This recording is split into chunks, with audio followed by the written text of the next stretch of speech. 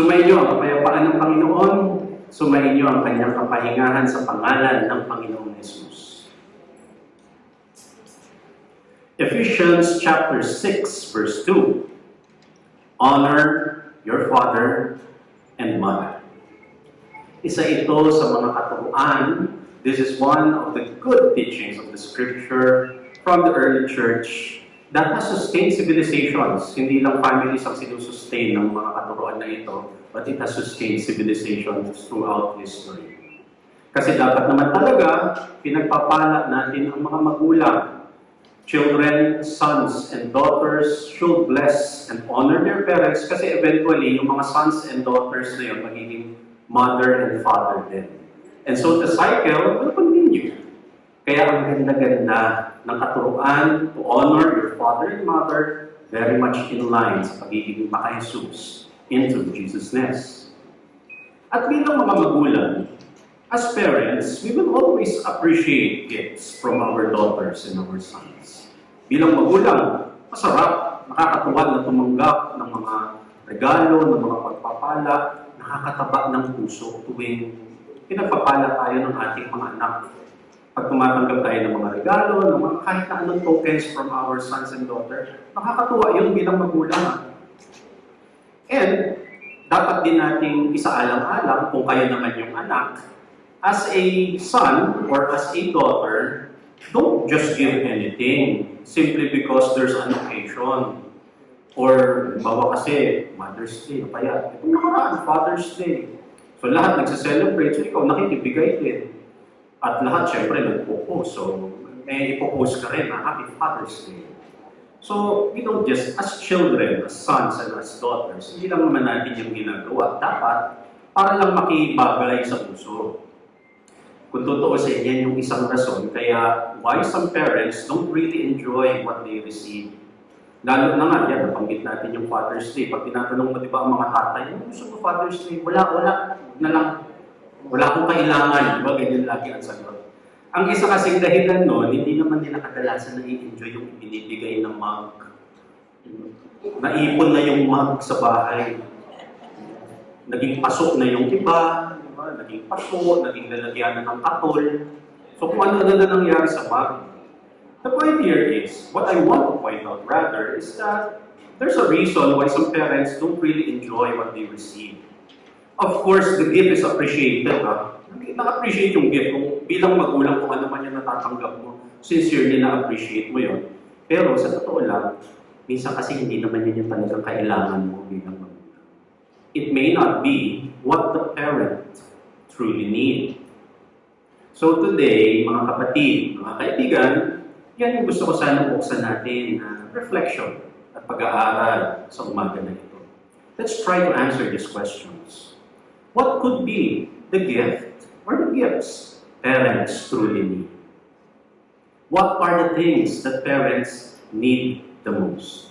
Ano ba talaga yung kailangan nila? At kung re-regaluhan natin sila, kung i-honor natin sila, ano yung talagang mapapakinabangan at ma-appreciate nila ng malalim?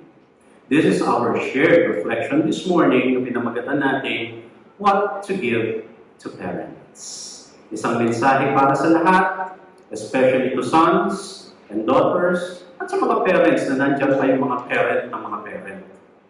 What to give to parents? When we think of gifts, pag iniisip natin yung regalo o kung anong ire-regalo, usually ang iniisip natin yung ano yung pwedeng bilhin. Ano yung pwedeng mabili, ano yung pwedeng ibalot sa wrapper at ibigay ang maganda-ganda. But you know, some of the greatest gifts we can give our parents are found in the ways we live. Ang talagang mahalagang ibigay sa mga magulang ay yung kung paano tayong mamuhay. Ano-ano nga ba talaga ang mga mabuting ibigay sa ating mga magulang? Ano yung pwede niyong ibigay na may malalim na kahulugan? One thing that we can give as sons and daughters, be honorable. Be honorable, live an honorable life. Ang mga magulang kasi, parents share the honor of their sons and daughters. Kung ano man ang na-accomplish ng mga anak, naturally it reflects back to the parents and to the family that raised them. Di ba yun naman ang totoo? Tuwing may achievement ang anak, nagre-reflect yun pabalik sa nanay, sa tatay. Siguro matalino ang tatay mo. Siguro matalino ang nanay mo.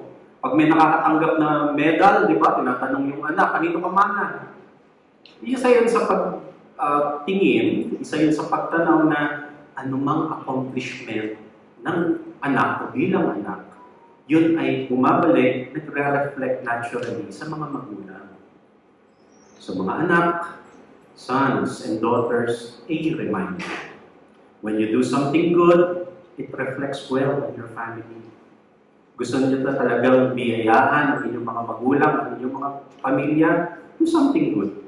Kasi naturally, babalik yun, magre-reflect yun sa inyong mga pamilya.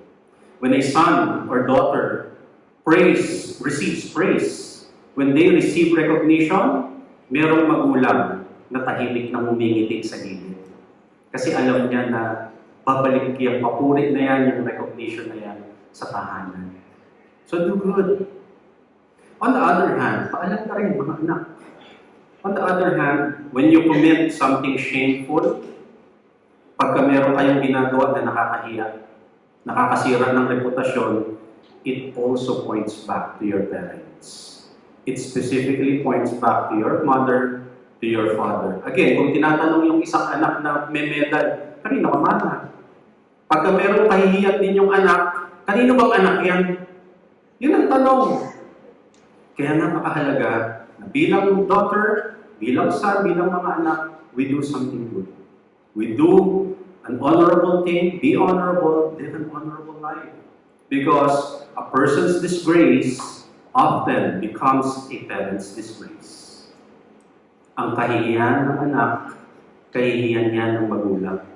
Kahit pa, syempre, hindi naman kasalanan ng magulang ang lahat ng pinagagawa ng mga anak, bumabalik sa kanila. Kaya dapat maging maingat tayo bilang mga anak, mga son and daughter. Kasi nasisira, nadadama yung mga magulang sa mga kasamaan na ginagawa ng mga anak o ng mga member din ng pamilya. Live an honorable life. Do honorable things. Proverbs 23:24-25, make your father truly happy by living right and showing sound judgment.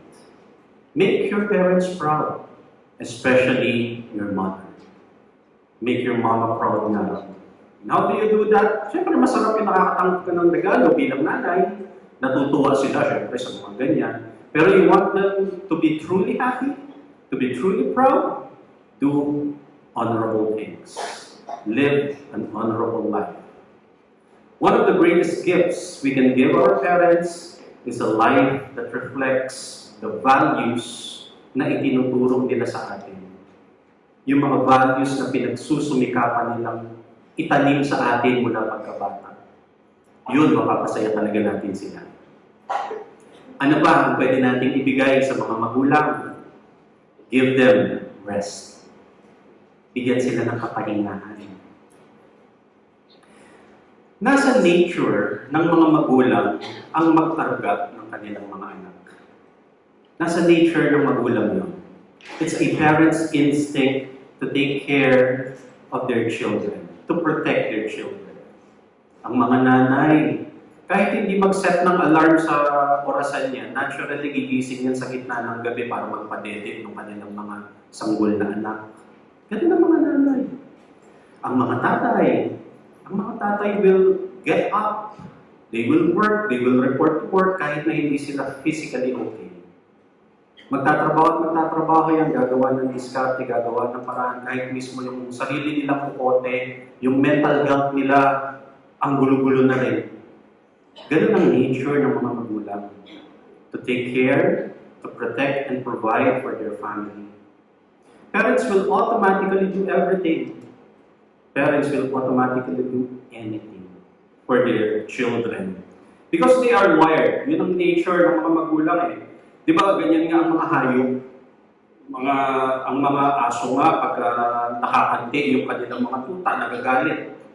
Di ba? Wiring yun ng mga magulang. The only time that parents can truly relax, alam niyo kung kailan? when they see their children can already take care of themselves.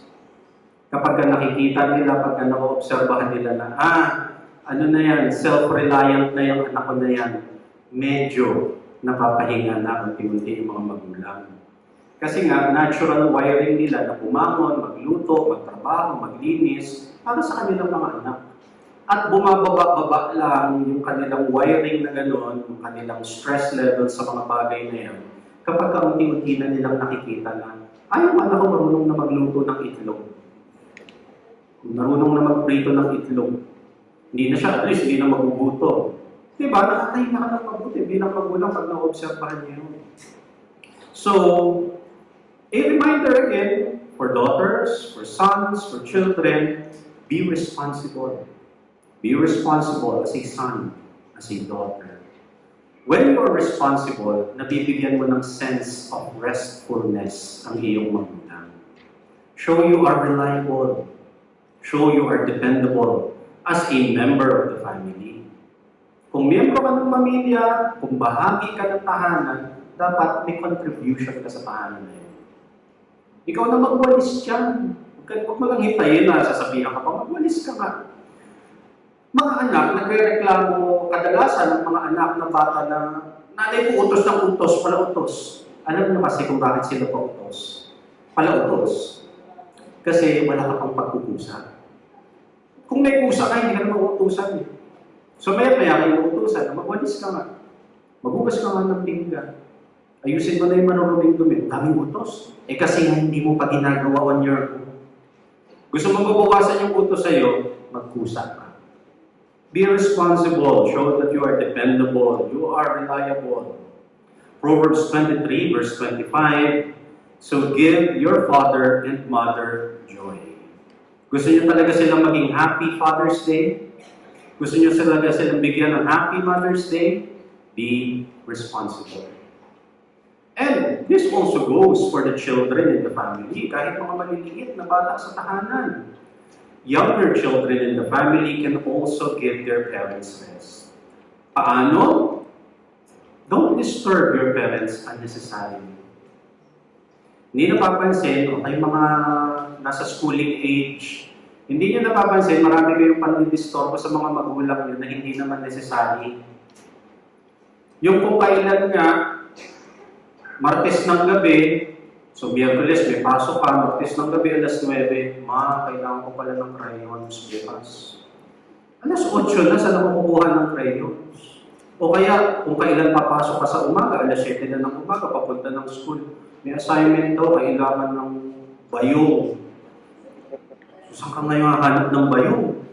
And remember, kaya ako inunang banggitin kanina, nasa nature ng magulang na gumawa ng diskarte para sa kanilang anak. So tuwing binibigyan natin sila ng mga unnecessary burden, pwede mo namang ihanda yan ahead. Pero dahil hindi mo inayos, hindi mo naisikaso, nadadagdagan mo yung marami pa nilang aasikasuhin sa araw na yun. Paano ngayon sila magkakaroon ng rest? So don't disturb your parents unnecessarily. Every time you disturb your parent, mga young people, titigan niyo ako ng mabuti ngayon. Every time you disturb your parent, you take them away from their time. Yung time sa time na yun, yung time na yun ay nagamit na nila magpahinga. Yung time na yun ay nagamit na sana nila maupo muna sa sofa at manood ng TV kahit 30 minutes lang. Sana nagamit na nila yun para umidlip or mag-pray. Lahat sana yun, nagamit na nila yung time na yun. Pero ninanakawan natin sila ng ganung oras every time we disturb them unnecessarily. So bilit ulit. Young people, do your household chores diligently. Yung mga gawaing bahay na kaya nyo naman ang na sa inyo, gawin nyo lang. Kaya nyo naman yan eh. Do your schoolwork with excellence. Kasi isa pa yan sa pinag-aalala ng mga magulang. Minsan nga kahit empleyado na, pag nakikita nilang lukot-lukot yung uniform mo, hindi ka nag-plancha. Mabawal pa yan para ipag-plancha yung 25 years old na anak na papasok sa trabaho. So again, unnecessary disturbance. Diba? Marami mga ganun. sa mga anak, be kind, be compassionate, be loving, at sabi nga ng verse na binasa natin kanina, honor your mother and your father by giving them joy, by giving them happiness, by being responsible. Kayang-kaya natin gawin yun. These simple acts, they seem small, but they give your parents something they will deeply appreciate. Ano yung bagay na yun na talaga ma-appreciate nila? A little more time for rest and a little less worry. A little less worry kasi hindi mo na sila iniintindi. Kasi kung ganun ang magulang, iisip niya, teka, may pasok na yung anak ko, almusal na kaya yun. Iniintindi pa niya tuloy yun. Diba? Kung kaya mo na, ikaw na. Proverbs 15:20. Wise children make their parents happy. Yung talagang wise. Foolish children bring them shame. Be a wise daughter. Be a wise son. Nang mabigyan mo ng saya yung iyong mga magulang. Ano ba ang pwede nating ibigay sa ating mga magulang? Give understanding, give empathy, and most especially, lalo higit kung kailangan, at alam mo yun, kung kailan kailangan, give your parents forgiveness. The scripture consistently teach us to honor and obey our parents. Dapat natin silang respeto, yun ang tinuturo ng scripture. However, many people struggle with this concept today. Marami ang nahihirapan na tanggapin at unawain yung command na ito at mauunawaan nyo rin kung bakit. Bakit? Kasi sa totoong buhay, sa panahon ngayon, mayroon mga abusive parents. Meron talagang ganun. There are children who have been neglected. There are children who have been manipulated. And there are children who are even molested by their own parents. So ang hirap ngayong basta i-absorb lang honor, respect, obey, naabuso nga ako. Yun ang realidad nila. There are fathers who abandon their homes. One way or another, nakasalubong na tayo ng ganyang kwento. There are mothers, again, who have exploited their children. Para sa ilang mga tao, maaaring hindi tuwa yung nadarama nila tuwing nababanggit yung salitang magulang. Maaaring ang nararamdaman nila pag nababanggit yung salitang magulang, hapdi, sakit dahil sa mga masasamang nangyari sa buhay nila. Nabanggit ko nga kanina, naniniwala ako na nasa naturalesa ng mga magulang na protektahan at alagaan ang kanilang mga anak. Kahit nga mga hayop may ganyang instinct.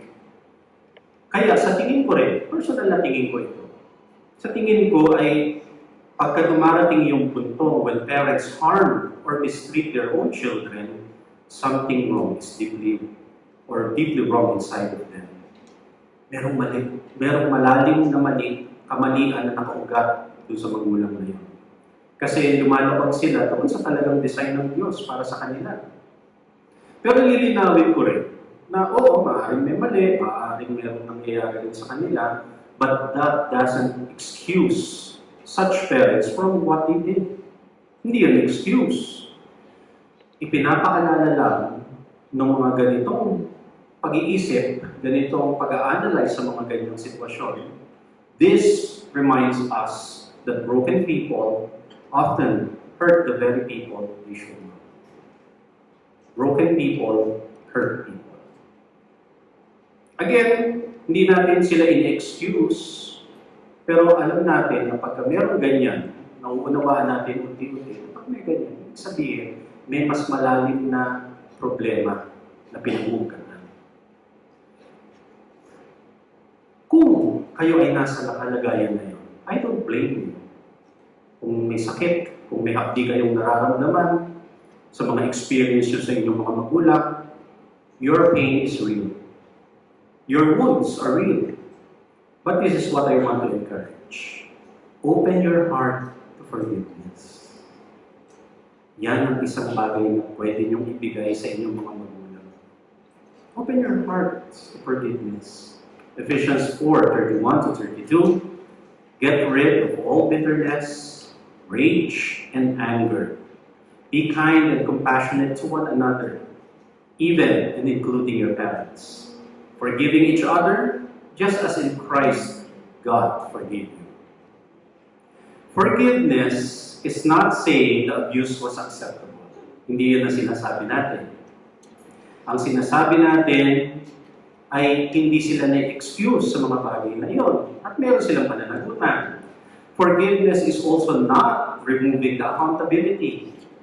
What we are saying is that forgiveness is releasing yourself.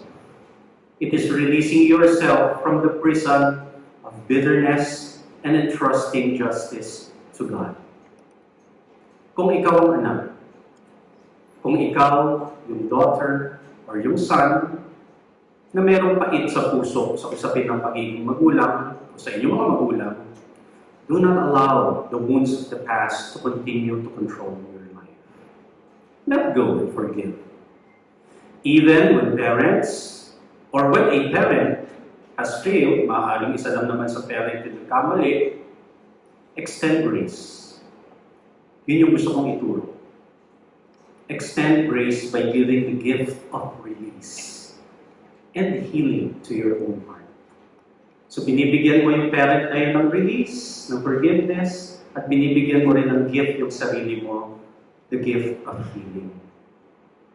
Colossians 3:13, make allowance for each other's faults and forgive anyone who offends you, including parents who did something wrong.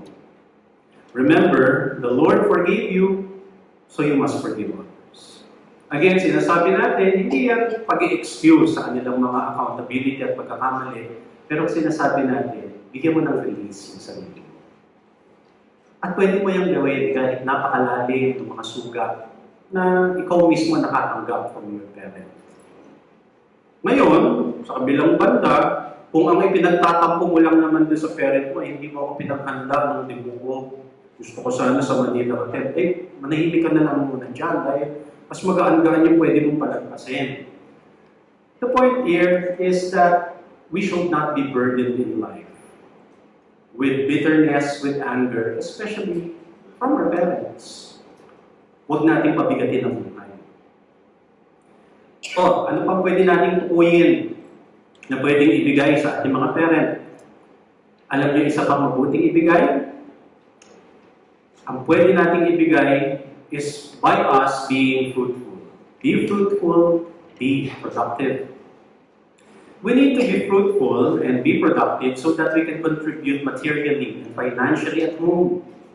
Dapat lang ang bawat anak, lalo na pag nagkakaedad na, nasa able age na, nasa working age na, dapat nagkakaroon siya ng active na contribution sa tahanan. Both materially, both financially. Especially, lalo kung ikaw yung anak na nakapisat pa sa iyong mga magulang. If you are still living with your parents, ay dapat lang nagkakaroon ka na ng active na contribution. And this goes to say that we, or children, sons and daughters, should not be overly dependent. But sobra-sobra yung pag-asa sa mga magulang. Lalo pa nga pagka may edad na. Ngayon kasi nagbabago yung trend. Nung unang panahon, and I'm saying unang panahon ko. Yung panahon ko, 20, 30 years ago, age 20 is already adult. Sobrang adult ka na, age 20. Marami sa mga kabatch ko nag-asawa na. Our age, nag-asawa na kami, nabuo na kami ng pamilya at age 20. But now, you will notice na at age 22, palabas pa lang ng university ang mga estudyante. I was about to say bata, pero hindi na nga kasi bata. So palabas pa lang sila ng universities at age 25 kung nag-extend sila ng kanilang mga post-bachelor studies. So 25, nag-aaral pa rin. Fully nakakalabas ng tahanan, lalo na sa konteksto ng Pilipino, nakakalabas ng tahanan ng mga yan, mga mid-20s na hanggang early 30s.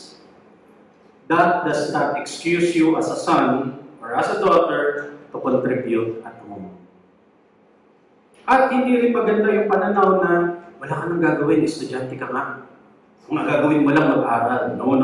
We should not be confused with that. Oo, estudyante ka, pinag-aaral ka, mag-aral ka, do it well, but also, As a responsible adult, contribute at home. Do not be overly dependent. Hindi ibig sabihin na nakatira ka pa sa mga magulang mo bilang isang adult, aba yung role mo hindi pa rin umuusad, child at home pa rin ang dating. Na gusto mo 25 years old, ginigising-gising ka pa rin, anak, mag-almusal na, hindi ka na. Okay, 25 ka na. Dapat na ikaw na naghahain, ikaw na nagluluto.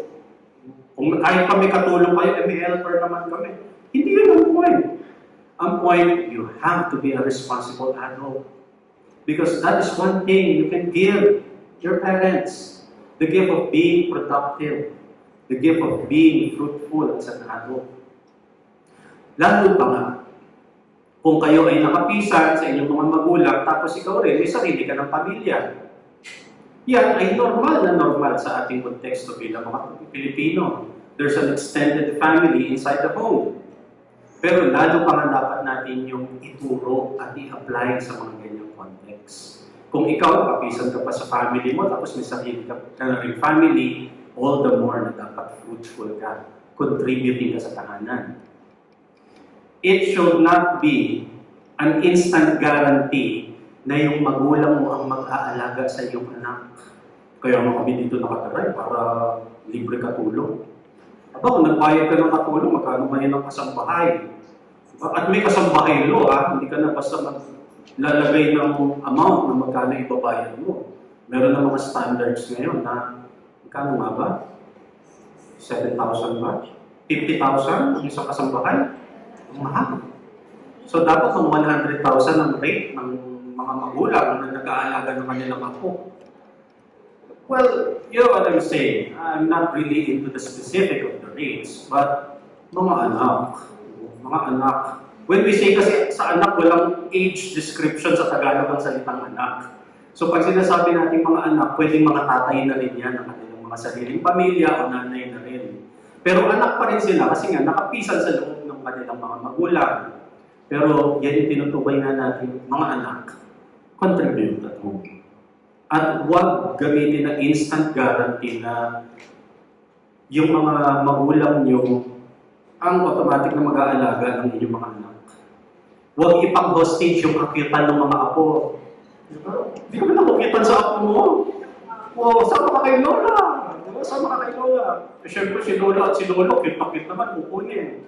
O bukas na namin siya babalikan, ha? Ito yung mga lampin niya, ito yung mga gatas. See you tomorrow, baby. Gulat kayo yung magulang, ay iwan pala dito.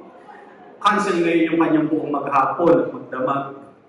Hindi tayo dapat gano'n. Hindi tayo dapat gano'n. Matuto tayo ng konti. At bilang mga tagasunod ng Panginoong Hesus, bilang pamayanan na mga Hesus, dapat mas matalino tayo sa ating pamumuhay nang sa gayon nakakaranas tayong lahat ng fullness of life, including and especially our parents. Can we agree on that? 1 Timothy chapter 5, verse 8. Anyone who does not provide for their relatives, and especially for their own household, has denied the faith and is worse than an unbeliever. Ito ay challenge ni Apostle Paul sa early church. Sabi niya, parang challenge kasi ang nature nito, ang sinasabi ni Paul, hoy, huwag lang kayo churchy dyan, huwag lang kayo ministry. Ipakita niyo yung totoong pananampalataya sa loob ng tahanan. Be productive, be fruitful. Provide for your own family. Provide for your own household. Doon mo makikita yung talagang faith. Provide, be fruitful. Lahat tayo may kakayanan para kumita, magkaroon ng bunga sa buhay. And speaking of kita, ito na ang inaantabayanan ng lahat. Ano ang magandang ibigay sa mga parents in line with being fruitful and being productive? Mga kapatid, give your parents money. Diba? Naglabasa ng phone, tinukulan talaga ng picture yung ano. Hindi yata yan nakalagay ito sa handouts. Sulat nyo ngayon. Give your parents money. Kasama yon sa pag-honor ng ating mga magulang. At mga kapatid, yun nga yung sinasabi ni Paul kanina eh. Huwag lang tayo doktrina-doktrina. Huwag lang tayo church-church. Huwag lang tayo theology-theology. Isabuhay ninyo yung pinapaniwalaan nyo, sabi ni Paul. Gawin yung totoo, lalo higit sa inyong mga tahanan, yung mga pananampalataya na yan. At para sa konteksto, sa realidad natin ngayon, how do you make it real inside the home? How do you make honoring your parents real inside the family? Ito na, give them money. Give them money. Bigyan mo pera. Gusto mo talaga ma-honor yung nanay mo, bigyan mo 5,000. Gusto mo ma-honor yung tatay mo, bigyan mo ng 3,000. Mas mababa ang rate ng tatay. Kasi sa kanya kukunin yung 2,000 na ibibigay kay nanay. And let me interject. Kasi nga, merong mga kasama, meron tayong mga kapatid. Meron tayong sa atin na may mga pamilya na at nakatira sa kanilang mga magulang. O kayong mga mag-asawa sa loob na nakatira sa inyong mga magulang. Yung mga mag-asawa na nakatira sa loob ng kanilang mga magulang, sa tahanan ng kanilang mga parents, kayo bilang mag-asawa, huwag niyong pinipigilan ang isa't isa na magbigay sa kanya-kanyang mga magulang. Kasi kadalasan ang pumipigil yung asawa mismo pag mag-aabot siya sa kanyang in-law or sa kanyang magulang. Kanino ka magbibigay? Ibigyan mo sana yung nanay ko. Ay, huwag na. Dito na lang sa nanay ko. So, pinipigilan para diverted lang sa isang side yung pagbibigay. Hindi tayo dapat gano'n. Jesusness is about expressing love to everyone. And encouraging everyone, including your partner in life, to express love. Kaya hindi natin dapat pinipigilan ng mga asawa natin to give money sa kanilang mga magulang. Dapat nga kayo pa ang nagre-remind sa inyong asawa na, uy, bigyan mo yung nanay mo. Uy, bigyan mo yung tatay mo. Dapat kayo nag-encourage isa't isa doon. Lalo't may kakayanan. And, dugtong-dugtong ito. This is why we also remind you parents, kung kayo naman ngayon ng magulang, this is why we teach and remind you right now, teach your children to be responsible. Kasi hindi nila yung gagawin kung kailan nandun na sila, matanda na sila. Itinatanim yan ngayon pa lang. At kagaya nga na nabanggit ko kanina, gusto nyong maging maunlad ang inyong mga pamilya, gusto nyong maging maunlad ang inyong mga tahanan at buong mag-anak, ang inyong pamayanan, ituro nyo ito. Kasi this will build responsibility from generation to generation. Teach them now. Parents should spend their time teaching their children these godly principles. And at the same time, mga magulang, huwag nyo rin kasing inuubos yung lahat-lahat ng inyong life energy sa sobra at OA. Sinasabi ko OA yung sobra na pag-aalaga sa mga anak niya na parang lagi silang mga sanggol. Na, yun nga sinasabi ko, 20 anyos na, 30 anyos na, makapupos ng pinggan, madudumihan pa. Pagkita ba sila matututo? Kahit pa nga sabihin natin may mga helper dyan, may mga kakayanan kayo. It's not the chore that is important, it's about teaching them responsibility in life. Proverbs 29:17, para sa mga magulang naman ito, discipline your children, and they will give you peace of mind. And they will make your heart glad. Para din sa inyo yan. Para sa inyong kapakanan na tinuturuan nyo ang inyong mga anak. Sa abot ng makakaya, hanggat maaga. Hindi kung kailangan nyo na silang gisingin dahil tanghali na. Anak, hindi ka ba mag-a-apply ng trabaho? Bago umabot yung mga sandali at oras na yun, ituro na sa kanila. It's dangerous, it's harmful for parents na ubusin yung lahat ng energy nila sa buhay na sa pag-aalaga na lang ng kanilang mga anak kahit lumalaki, lalo't lumalaki na sila. Marami tuloy ako mga nakakausap ng mga parent, lalo yung may edad na, nararanasan nila yung tinatawag na emptiness syndrome.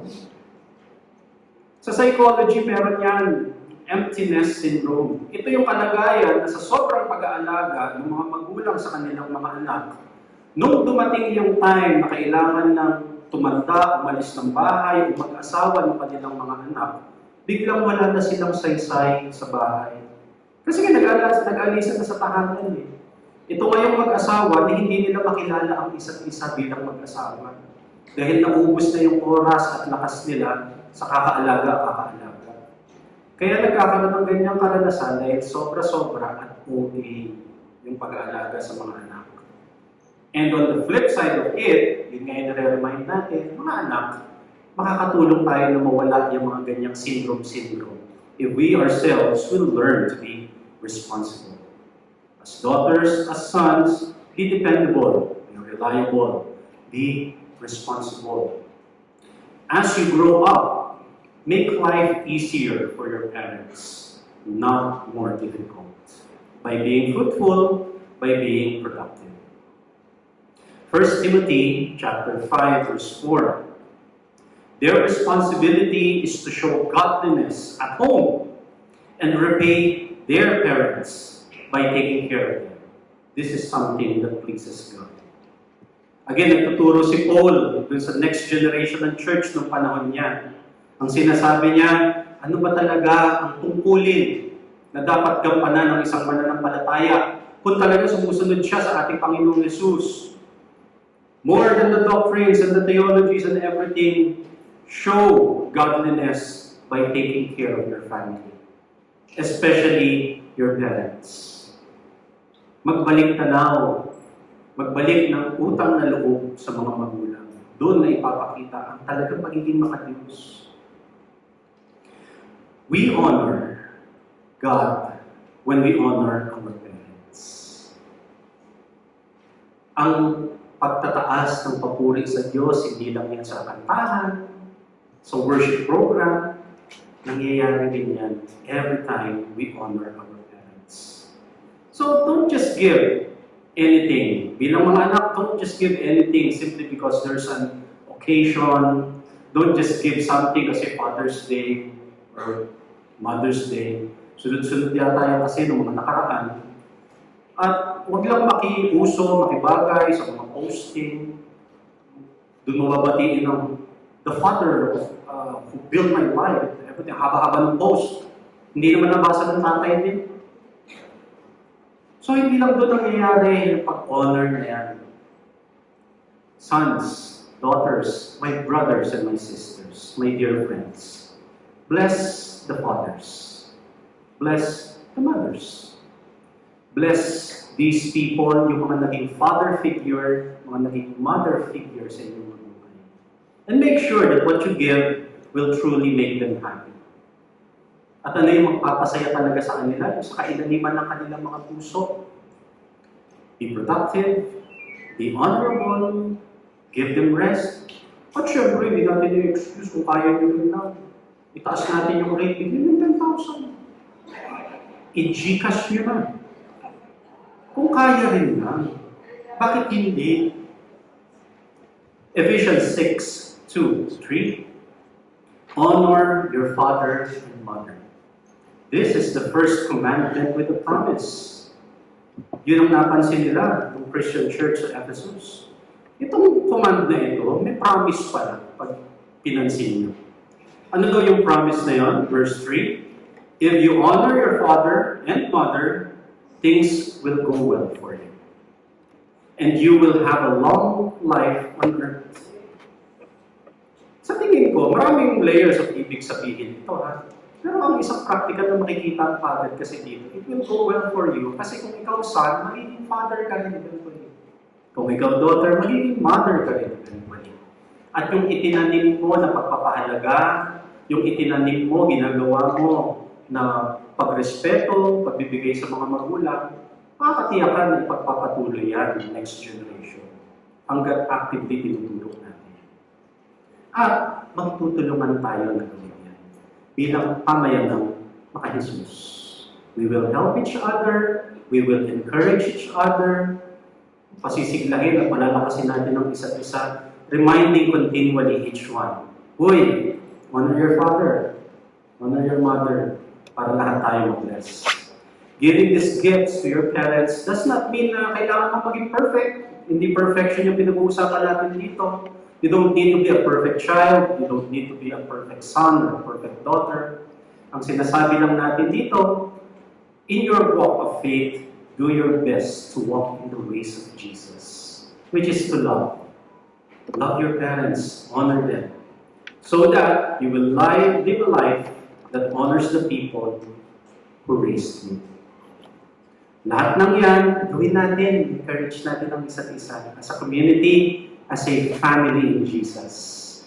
At nang sa gayon, pare-pareho tayong tumanggap ng pagpapala from one generation to another. Siya nawa, in Jesus' name.